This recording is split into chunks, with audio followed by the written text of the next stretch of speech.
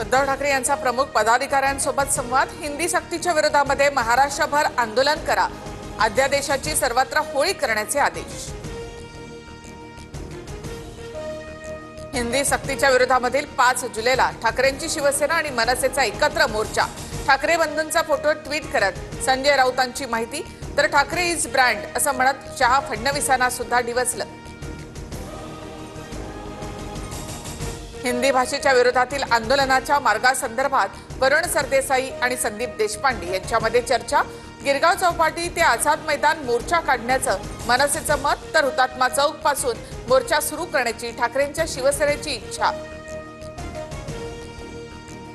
5 जुलैच्या मोर्चासाठी मनसेच्या बाळा नांदगावकर यांचा काँग्रेस नेते विजय वडेट्टीवारांना फोन, तर दोन्ही भावांचं निमंत्रण आल्यास आम्ही सकारात्मक, वडेट्टीवार यांची भूमिका। हिंदी सक्तीच्या मुद्द्यावर सुरू असलेलं राजकारण भाजप हाणून पाडणार, मराठी भाषेला अभिजात दर्जा देण्याचा निर्णय लोकांपर्यंत पोहोचवणार, सूत्रांची माहिती। राज आणि उद्धव ठाकरे दोघेही गैरसमजाचे बळी, मंत्री आशिष शेलार यांची टीका, तर आम्ही मराठीचे समर्थक पण हिंदुस्थानी भाषांचे खुनी नाही अशी भूमिका। मोर्चे काढणाऱ्यांची मुलं कुठल्या माध्यमाच्या शाळेत शिकली, संपलेलं राजकीय अस्तित्व जिवंत करण्यासाठी मोर्चे, भाजप नेते आणि अमित साटम यांचा ठाकरे बंधूंवर रोख। शालेय शिक्षण अभ्यास कृती समितीच्या सभेत ठाकरे बंधू एकत्र येण्याची शक्यता। समितीकडून 29 जूनच्या सभेचं राज ठाकरेंना निमंत्रण, उद्धव ठाकरे सुद्धा कार्यक्रमासाठी उपस्थित राहणार।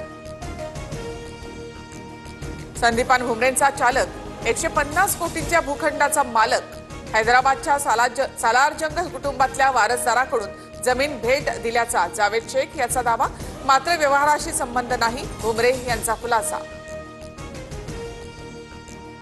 खासदार संदीपान भुमरेंच्या ड्रायव्हरच्या विरोधामध्ये वकील मुजाहिद खान यांची ईओडब्ल्यूकडे तक्रार, आर्थिक गुन्हे शाखेकडून चौकशी सुरू, गिफ्ट देणाऱ्यांचे फोन मात्र बंद।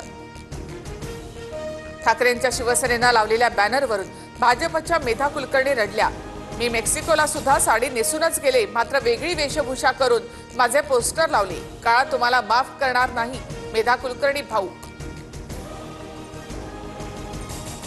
शेतमालाच्या बाजार मूल्य निश्चितीसाठी हेजिंग डेस्कची स्थापना करणार, स्मार्ट प्रकल्पांतर्गत कापूस, हळद आणि मका पिकांसाठी हेजिंग डेस्क, मुख्यमंत्री देवेंद्र फडणवीस यांची घोषणा। कर्जमाफीसाठी उच्चस्तरीय समिती तयार होते, अधिवेशन काळामध्ये घोषणा करू, मात्र फार्म हाऊसवाल्यांना मर्सिडीजमधून फिरणाऱ्या शेतकऱ्यांना कर्जमाफी नाही, महसूल मंत्री चंद्रशेखर बावनकुळे यांच्याकडनं स्पष्ट।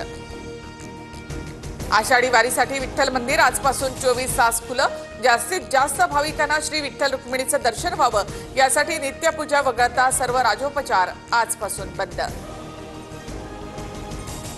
मुंबईमधील माहीममधल्या जुमा मशिदीकडून ऑनलाईन अजान ॲप सुरू, मशिदीवरील लाऊडस्पीकर बंदीच्या विरोधात मुस्लिम धर्मीयांचा उपाय। पीओपी मूर्तींसंदर्भात शासनाची नवीन मार्गदर्शक सूचना, कृत्रिम तलावातच विसर्जन बंधनकारक, सजावटीसाठी केवळ पर्यावरणपूरक रंग वापरावा।